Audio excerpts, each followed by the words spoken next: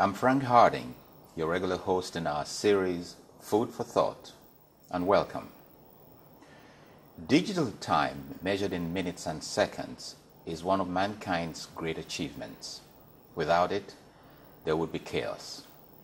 Buses, trains, aircrafts, and ships will depart and arrive at any time with no explanations. There will be no time to wake up or sleep, no time for work, no time for lunch and dinner, no time to go to school or to turn in homework, no time to meet appointments, no time for investments, no time to buy and sell, no time for elections, and no time to begin and end leaderships. Man set time for himself to be controlled and regulated in order to achieve progress. It prepares us to plan ahead, even to plan for death. The modern world is so much controlled by time that a failure to meet it can be fatal or can cause misery. Some have lost their jobs for being late. Some businesses have lost clientele because they failed to open on time or to operate in regulated time. Adherence to time has helped the industrialized world develop at a much more rapid pace than the undeveloped countries. The point I'm driving at here is that many third world countries have been plagued by a strange, lackadaisical attitude to time that it makes me question what's behind it all. The resultant frustrations can be endless and excruciating. Have you heard of the phrase African time? It means meeting appointments at any time. This is not something that I'm making up.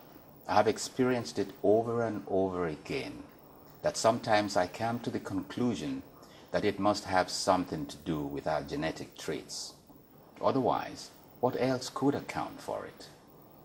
It is a true story, and many abound, that a priest here in the Virginia state in the US waited for so long for an African bride and bridegroom to show up that he canceled the ceremony to give way to another one. Several African passengers have missed their flights not due to traffic congestions, but to lack of planning ahead to avoid those traffic congestions. Social functions such as funerals and birthdays drag endlessly into a timeless start that all enthusiasm is lost by the time the functions begin. What also is strange is that there is no sign of apology or regret when your guests turn up so late. In effect, programs are rushed into untimely conclusions. I tried some experiments and succeeded in my conclusions. I make it a point to watch the pace of some pedestrians in order to determine which country they come from. The women and men I watched took their time in walking to the store, to the train station, or even the time they take to pack their belongings. The slower the walk, the more reliable my conclusion was.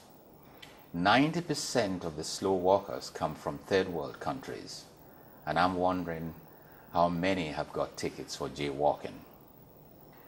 Don't you think lack of time is responsible, or at least partly, for many African countries' lack of progress in a timely fashion?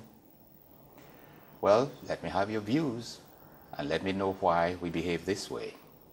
Let me also know if this lack of timing has affected our leadership in politics and commerce.